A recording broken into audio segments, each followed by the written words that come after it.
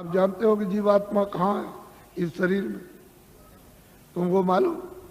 ये जो मिट्टी पड़ी है उसका एक बालू का कण, एक जर्रा उसके लाख टुकड़े कर दिए जाए उससे भी वो छोटी है और इस शरीर में बंद है। तो किसी ने एक्सरे में, किसी ने आले में बताया? कहीं नहीं पता चलता। सब लोग आला खेलते हैं कि इसमें कौन है, कौन निकल गया और कौन डाला गया, लेकिन कहीं कुछ नहीं। तो मैं तुमको बताता हूँ, तुम तो मतलब ये है कि मेरी बात पढ़े लिखे अनपढ़ सब सुनो। देखो ये मनुष्य शरीर, बच्चा पीछे हो जाओ, इधर पीछे मत खींचना नहीं फोटो को, ये सत्संग हो रहा है नहीं, आप कुछ मत करो। ये फोटो किस लिए खींच रहे हो? अभी मत खींचो। देखो मेरी तरफ, ये अनमोल मनुष्य शरीर है, ये मनुष्य मंदिर है। इसमें 24 घंटे देववाणी, आकाशवाणी, आसमानी आवाज, कलमा और आयतें हो रही हैं। मैं तुमको इधर बताता हूं। देखो इधर ये जीवात्मा न इधर है न इस तरफ है, न ये इधर बैठी हुई न इधर, और न इस तरफ है, यानी इधर नीचे कहीं नहीं। अब मेरी तरफ देखो, ये दोनों आंखें बीचों बीच में, ये जीवात्मा दोनों आंखों के मध्य में, दरमियान में ये बैठी हुई। यहां उस जीवात्मा में एक आंख है, वो तीसरी आंख, तीसरा नेत्र, और शरीर में दो आंखें। कितनी आंख हुई? बोलो, जोर से बोला करो ताकि समझ में आ जाए। 3 आंखें हो गई। देखो इधर, ये जीवात्मा दोनों आंखों के बीचों बीच बैठी हुई है। उस जीवात्मा में एक कान है और शरीर में 2 कान। कितने कान हुए? 3 कान पे। अब तुम समझ लोगे तो जल्दी आ जाएगा। ये जीवात्मा बैठी हुई है दोनों आंखों के बीचों बीच। उस जीवात्मा में एक नाक है और शरीर में 2 नाक। कितनी नाक हुई? 3 हो गई। तुमको कभी किसी ने बताया कि 3 आंख है, 3 कान है, 3 नाक है? कोई बताने वाला तुमको मिला? पहले सोचो इस बात के लिए। तो इधर देखो, ये 2 आंख, 2 कान, 2 नाक, ये तो शरीर में।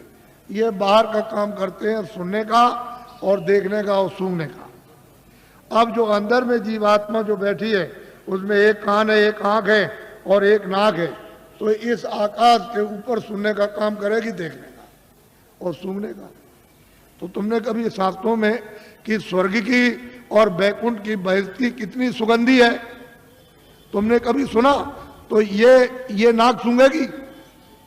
वहां कितनी सुंदरता है, यानी कितनी वहां खूबसूरती है, तो ये आंख देखेगी ये बाहर की। तुमने कभी किसी से पूछा? और तुमने कभी रामायण है, गीता है, कभी शास्त्रों को तुमने ध्यान से पढ़ा? उन महात्माओं ने तो देखा था, उन्होंने तो तीसरी आंख, तीसरा कान उन्होंने खोला था। इन आत्माओं की जमीन जो ये दोनों आंखों के बीचों बीच बैठी हुई है, तो इधर देखो ये डंडा है, ये पूरा डंडा, पूरा का पूरा। इधर देखो, जब 2 आंखें ये खुलती हैं तो आप देखते हो कि आसमान ऊपर है, जमीन नीचे। तो शरीर की जमीन तो ये नीचे है और शरीर का आसमान ऊपर। लेकिन ये जो तीसरी ये आंख है, जो जीवात्मा बैठी वो यहाँ, वो तीसरी आंख, तीसरा कान, तीसरा नाक इस आकाश के ऊपर है। तो आत्माओं की जमीन ऊपर है, जीवात्माओं की जमीन ऊपर है। वो चेतन है, वो जड़ नहीं है। ये खेती नहीं है, दुकान नहीं है, दफ्तर नहीं है, ये कपड़े नहीं है, कोई सामान नहीं, कोई टट्टी नहीं, कोई पेशाब नहीं, कोई लड़का नहीं, कोई गाली नहीं, कोई गलौज नहीं, कोई धोखा नहीं, कोई बेईमानी नहीं, कोई मस्जिद नहीं, कोई मंदिर नहीं। ये जीवात्माओं की चेतन जमीन ऊपर। तो तुमने कभी किसी से पूछा कि महात्मा नाम किसका है, योगी किसको कहते हैं, क्यों योगी कहा जाता, क्यों महात्मा कहा जाता, क्यों महापुरुष कहा? ये तो आपने कभी पूछा नहीं। भाई इसमें लगे हुए झूठ, चल कपट, फटे धोखे, बेईमानी में। तो इसमें आपको क्या मिला? क्या मिल गया? ये यहाँ क्या मिला?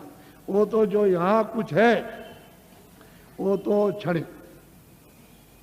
ये तुम्हारे कानों तक ऊपर से आवाज आ रही है, उधर से प्रकाश आ रहा, तो उस प्रकाश का आनंद और उसका देववाणी का वो ठंडक तुमको मालूम होती है इंद्रियों के द्वारा।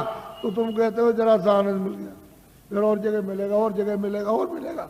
वो देखने में मिल जाएगा, सुनने में मिलेगा, कपड़े में मिलेगा, मकान में मिल जाएगा, खाने में मिल जाएगा, स्त्री में मिलेगा, बच्चे में मिलेगा, चलो राजपाट में मिल जाएगा, सारी दुनिया पर राज करना। लेकिन वहां गए कुछ नहीं है ही नहीं। अरे ये मृतलोक है, ये भूल भुलैया है। रास्ते से आए थे, रास्ता छोड़ दिया, आंखें बंद हो गई, कान बंद हो गए, सब बंद हो गया, रास्ता भूल गए। अब वापस जाने का कोई रास्ता नहीं। तुमको तो मालूम नहीं कि एक ही रास्ता जीवात्माओं के आने का शरीर में और वापस अपने घर में जाने का एक ही रास्ता, दूसरा कोई रास्ता ही नहीं। और तुम यहाँ भटक गए, चलो वहां चले और वहां चले, उधर चले, तो इस अंधेरे में ये सब अंधकार।